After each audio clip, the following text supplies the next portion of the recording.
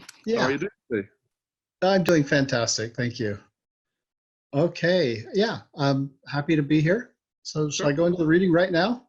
Well, I do want to mention a couple of things. Later in the interview, we'll have the chance to talk about Tale of Tales, the much anticipated ninth book in the Runelord series. Can't wait for Mhm. that. And also the Apex Writing Workshop. So I wanted to make sure you talk about that with us. Sure. And also, well, you know what?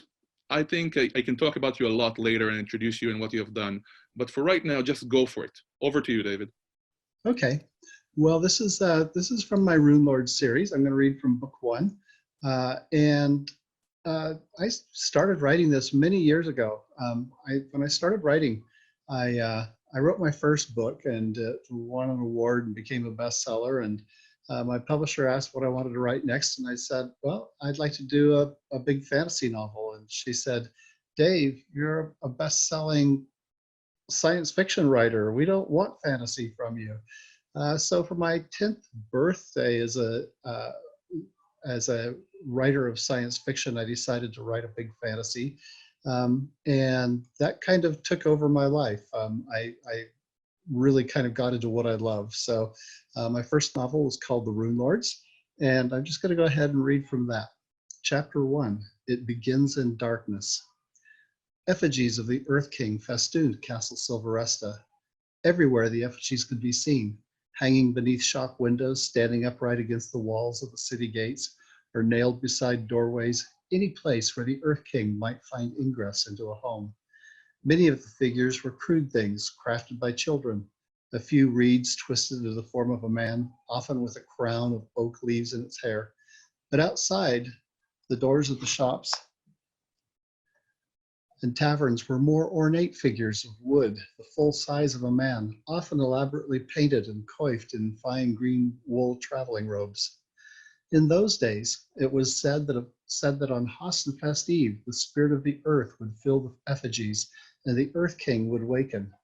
At his wakening, he would protect the families for another season and help bear the harvest home. It was a festive season, a season of joy. In those days, the father of a home would play the role of the Earth King, or perhaps a grandfather or uncle if the home was fatherless. Thus, at dawn on the first day of Hassenfest, adults received flasks of new wine or kegs of stout ale.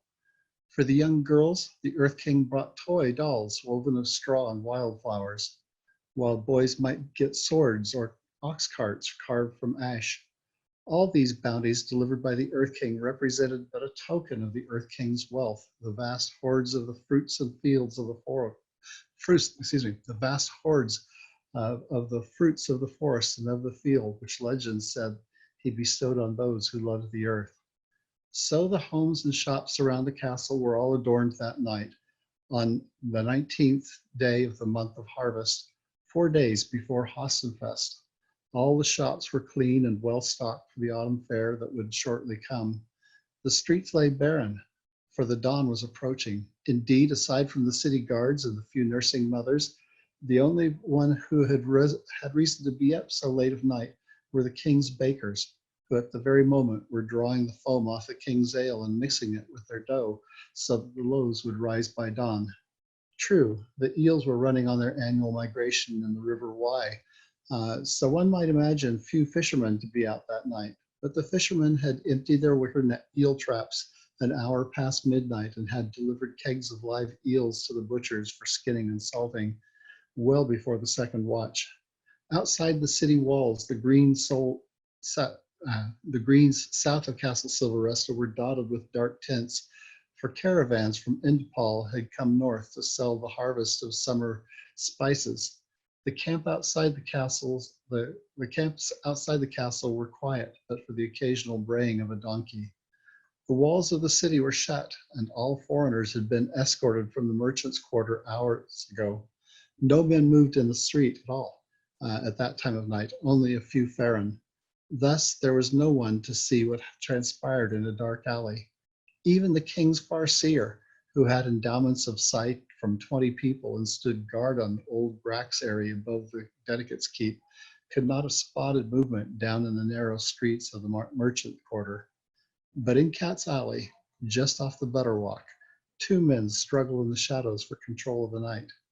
Could you have seen them, you might have been reminded of tarantulas in battle, arms and legs twisting in frenzy as the knife flashed upward, scuffling as feet groped for purchase on the worn cobblestones, both men grunting and straining with deadly intent. Both men dressed in black. Sergeant Drays of the King's Guard wore the black livery embroidered with the silver boar of House Silveresta.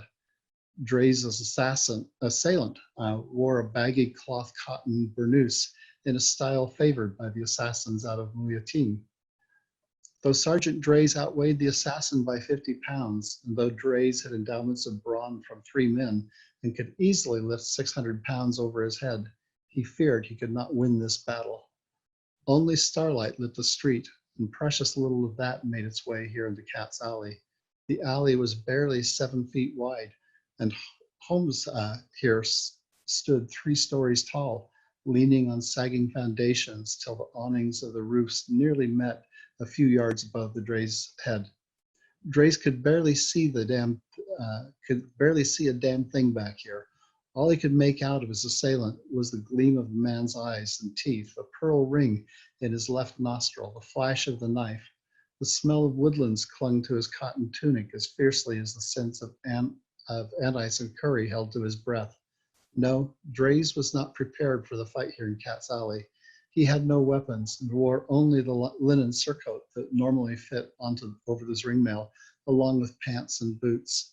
One does not go armed and armored to meet his lover.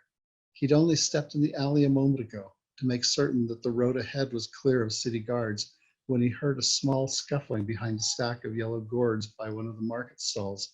Drays had thought he'd disturbed a Farland as it hunted for mice or for some bit of cloth or water. He'd turned, or cloth to wear. He'd turned, expecting to see a pudgy, rat-shaped creature run for cover when the assassin sprang from the shadows. Now the assassin moved swiftly, grasping the knife tight, shifting his weight, twisting the blade. It flashed dangerously close to Drays' ear, but the sergeant fought it off till the man's arm snaked around, stabbing at Drays' throat. Drays managed to hold the smaller man's wrist back for a moment. "Murder! Bloody murder!" Drays shouted. A spy, he thought. I've caught a spy. He could only imagine that he disturbed the fellow in mapping out the castle's grounds. He thrust a knee into the assassin's groin, lifting the man in the air, pulled the man's knife arm full length and tried to twist it. The assassin let go of the knife with one hand, rabbit punched Drays in the chest. Drays' ribs snapped. Obviously, the little man also had been branded with runes of power. Drays guessed that the assassin had the brawn of 5 men, maybe more. Though both men were incredibly strong, endowments of brawn only increased strength to the muscles and tendons. They did not invest one's bones with superior hardness. So this match was quickly degenerating into what Drays would call a bone bash. He struggled to hold the assassin's wrists. For a long moment, they wrestled.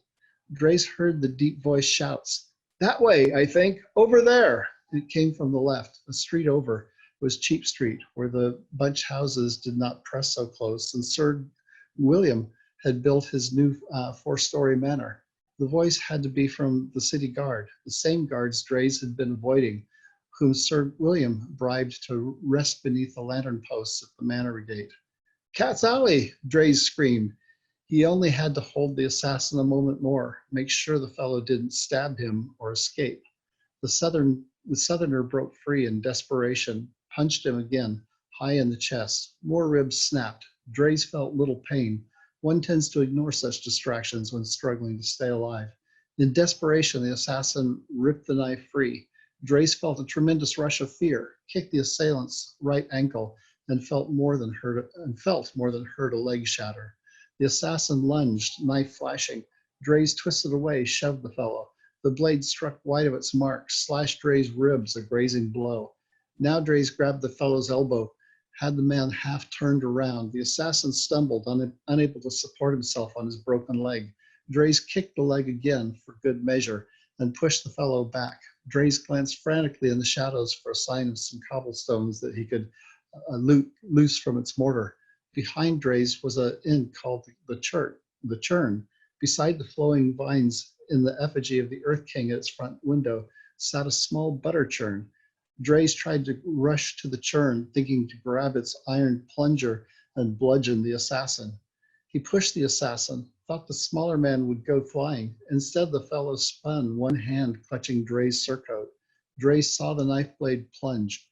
He raised an arm to block. The blade veered low and struck deep, slid up through his belly past his shattered ribs. Tremendous pain blossomed in Dray's gut, shot through his shoulders and arms. A pain so wide, Drays thought the whole world would feel it with him. For an eternity, Drays stood, looking down. Sweat dribbled into his wide eyes. The damned assassin had slit him open like a fish, yet the assassin still held him, had thrust his knife up into the elbow to Dray's chest, working the blade toward Dray's heart, while his left arm clutched Dray's pocket, groping for something. His hand clutched at the book that in Dray's pocket, feeling it through the material of the surcoat. The assassin smiled. Drays wondered, is that what you want? A book? Last night, at the city guard was escorting foreigners from the merchants' quarters, Drays had been approached by a man from Tulistan, a trader whose tent was pitched near the woods. The fellow spoke little Rohavanish, had seemed apprehensive, and had only said, a gift for king. You give? Give to king? With much ceremonial nodding, Drays had agreed, and looked at the book absently, the Chronicles of Owat, Emir of Tulistan, a thin volume bound in lambskin. Drays had absently pocketed it, thinking it to pass it along at dawn. Drays hurt so terribly now that he could not shout, could not move. The world spun. He pulled free of the assassin, tried to turn and run. His legs felt weak as a kitten's. He stumbled. The assassin grabbed his hair from behind, yanking his throat up to expose Drays' throat. Damn you, Drays thought. Haven't you killed me enough? In one final desperate act, he yanked the book from his pocket, hurled it far into the street, into the butterwalk. There, on the far side of the street, a rose bush struggled up, an arbor with a pile of barrels. Drays knew this place well, could barely see the yellow roses on dark vines. The book skidded toward one. The assassin cursed in his own tongue, tossing Drays aside, and staggered after the book. Drays could hear nothing at all, but a dull buzz as he struggled to his knees.